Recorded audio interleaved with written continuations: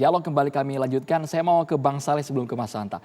Bang Saleh, arah politik KIB ini apakah sepenuhnya akan mengikuti Jokowi termasuk sinyal dukungan ke Ganjar atau sebenarnya pintu untuk Ganjar ini tertutup rapat setelah adanya ucapan dari Airlangga bahwa Ganjar bukan capres dari KIB? Jadi sebetulnya kami di tingkat lintas partai yang membentuk KIB ini yaitu Golkar, PAN, dan P3.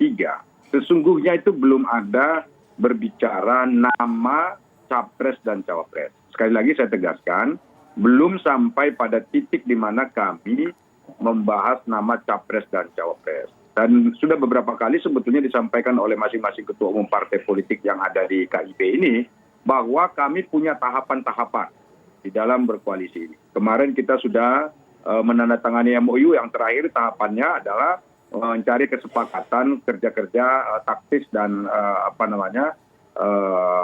praktis yang akan dilakukan dalam waktu dekat, terutama dalam menyongsong verifikasi faktual partai-partai yang akan didaftarkan dalam waktu dekat sebagai peserta pemilu. Lalu tentu kalau misalnya ditanya apakah nanti akan mengusung capres dan cawapres, tentu adalah kewenangan masing-masing partai politik yang ada di KIB ini untuk mengusung capres dan cawapres masing-masing. Tetapi tentu sebagai kekuatan politik, ya kita akan realistis dan rasional. Realistis itu artinya apa? Realistis dengan fenomena politik yang ada. Kalau kita mau realistis tentu ya kita akan cari capres dan cawapres yang betul-betul bisa menang dan rasional untuk dimenangkan pada pemilu yang akan datang ini. Itu yang saya maksud dengan realistis dan rasional. Dan tentu capres dan cawapres itu terbuka untuk internal partai-partai yang bergabung di koalisi KIB ini. Ya tentu kalau Golkar misalnya hendak mengajukan ketua umumnya Pak Airlangga sebagai capres, ya kita akan menghormati itu. Atau begitu juga nanti PAN misalnya mungkin mengusung Bang Julhas, capres atau cawapres. Begitu juga dengan Pak Soeharto Manoarfa dari P3, ya tentu kita akan hormati ini. Tetapi tentu kembali kepada rumus di mana realistis dan rasional tadi, bahwa kita akan melihat dan mengevaluasi sejauh mana akseptabilitas, kemudian elektabilitas masing-masing capres dan cawapres yang diajukan ini. Karena kami di dalam koalisi ini, begitu kita bergabung, ya kita ingin menang. Jadi bukan hanya sekedar membentuk koalisi lalu ikut pemilu dan memberikan tiket kepada siapapun misalnya yang ada di situ, tapi tentu harus ada evaluasi. Dan karena ini kekuatan politik, ya tujuan dari berpolitik itu adalah untuk memenangkan kontestasi di dalam demokrasi. Kalau kita sudah menang dalam kontestasinya, barulah kita rumuskan bagaimana untuk memberikan kesejahteraan yang seluas-luasnya bagi warga negara kita, bagi masyarakat kita. Nah, saya kira inilah platform yang sama-sama sudah disepakati di tingkat lintas partai-partai ini. Jadi, tapi kan KIB sudah menyebutkan bocoran, Bang Saleh. KIB kan sudah menyebutkan bocoran ciri-ciri capres yang diusung dari KIB itu harus mau melanjutkan program dari Presiden Joko Widodo. Ya. Baik itu IKN, kemudian jangan ada capres yang memiliki aliran tertentu. Dan saya kira itu adalah hal-hal yang sangat lumrah ya. Kalau misalnya kita mengatakan melanjutkan hal-hal yang baik yang dilaksanakan oleh Presiden Jokowi, itu tentu adalah satu program yang sangat baik dan mulia. Ya tentu ada yang perlu disempurnakan misalnya dalam periode ini atau yang belum sempat dituntaskan. Ya tentu harus kita tuntaskan dan tentu itu juga akan kita sinkronisasi dan harmonisasi dengan keinginan dan aspirasi yang disampaikan oleh masyarakat. Dan disitulah mungkin koalisi KIB ini menjadi berbeda dengan apa yang disampaikan dan menjadi spekulasi di masyarakat bahwa KIB ini nanti akan ujung-ujungnya diatur dikendalikan oleh pihak-pihak di luar KIB. Nah saya kira sampai hari ini itu belum ada, justru sekarang kita malah masing-masing partai memiliki independensi dan kemerdekaan sendiri-sendiri ya di dalam rangka menyusun format pemenangan di tingkat internal partai masing-masing. Tentu kami di tingkat partai-partai ini juga tetap saja berpastabikul khairat, berlomba-lomba untuk menjadi yang terbaik. Kenapa? Karena kan untuk pileknya kan masing-masing kita akan bertarung juga. Dan untuk capres dan cawapres ya nanti di situ akan dicari titik kulminasi, dicari titik equilibrium yang bisa menyatukan kita untuk memenangkan pertarungan nantinya itu. Baik, Mas Hanta, Anda melihatnya kemana ini arah KIB ke depannya? Kalau sekarang mungkin soliditasnya sudah tidak usah diragukan lagi, Mas ya?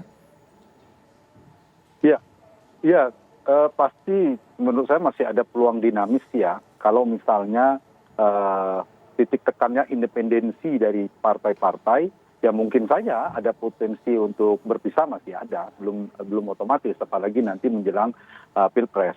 Tetapi yang paling penting menurut saya memang KIB ini supaya menjadi tradisi politik yang baik ya, melakukan koalisi jauh-jauh hari, ya apapun alasan mau independen maupun didukung oleh ada kekuatan di luar itu yang karena mereka berada di pemerintahan, ya saya kira memang mulai dari platform, mulai dari program-program tadi dikaitkan Andrew tadi pertanyaannya apakah ya memang ini partai dalam pemerintahan, partai yang mendukung Pak Jokowi kemudian cukup dekat, ya mungkin lebih tepatnya ini adalah poros suksesor tanda petik ya, yang Pak Jokowi bisa jadi akan menggunakan ini.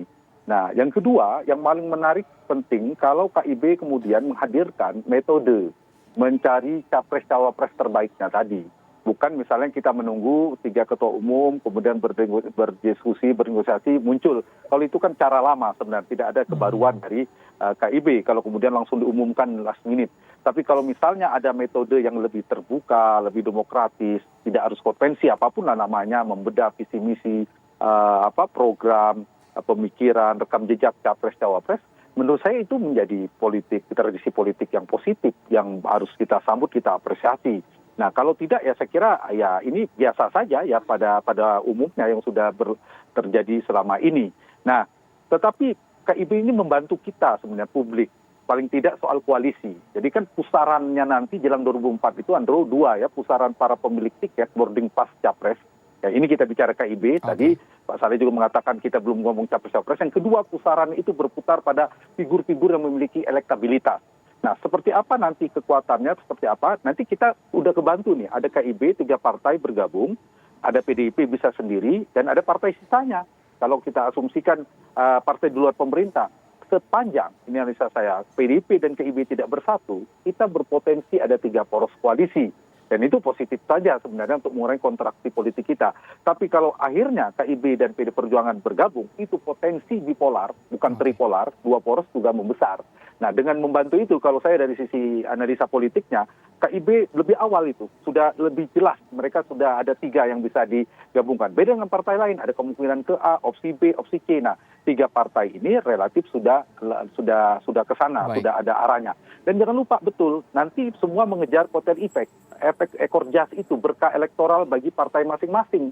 PAN akan memikirkan jangan sampai nanti pilpresnya menang, kemudian partainya melorot gitu. Mereka pasti pengen lolos parliamentary threshold 1, kedua juga suaranya meningkat, dan salah satu instrumennya tadi capres. Karena kalau kemudian ngikut dalam barisan capresnya menang, hanya jatah wamen nanti dapatnya seperti yang sekarang, partai non-parlemen. Nah, saya kira PAN, P3, terutama P3 ya, yang pas di 4% itu, juga pasti bersama-sama berkoalisi memikirkan pilpres mereka duduk, berada punya mimpi yang sama, di ranjang yang sama, di saat yang sama mereka punya mimpi yang berbeda, target yang berbeda dalam pileg. Nah, dinamika nanti tantangannya KIB di sana. Dan faktor pemersatunya ya, Pak Saleh, Pak Mas Andrew, yang paling penting di KIB ini. Satu tadi, kedekatan partai. Bang Zul, Pak Mas Erlangga, dan Pak Suarso orang dekat. Pemersatunya satu, itu. Kedua, cari capres menurut saya nanti ke depan, capres kuat akan menjadi pemersatu partai ini. Yang ketiga adalah nanti kingmaker. Kingmaker itu banyak tokoh, termasuk Bang Zul kan kingmaker juga. Pak Jokowi bisa jadi kingmaker. Itu semen perekatnya. Tanpa itu menurut saya berpotensi pecah dan retak lagi koalisi ini. Justru positif kalau ada potensi aktor-aktor yang juga terlibat dalam KIB ini. Artinya KIB disiapkan serius untuk bertarung di menjelang 2024 mendatang. Terima kasih banyak Pak Santari Yuda dan juga Bang Saleh Daulay sudah bergabung di Kabar Petang. Masa.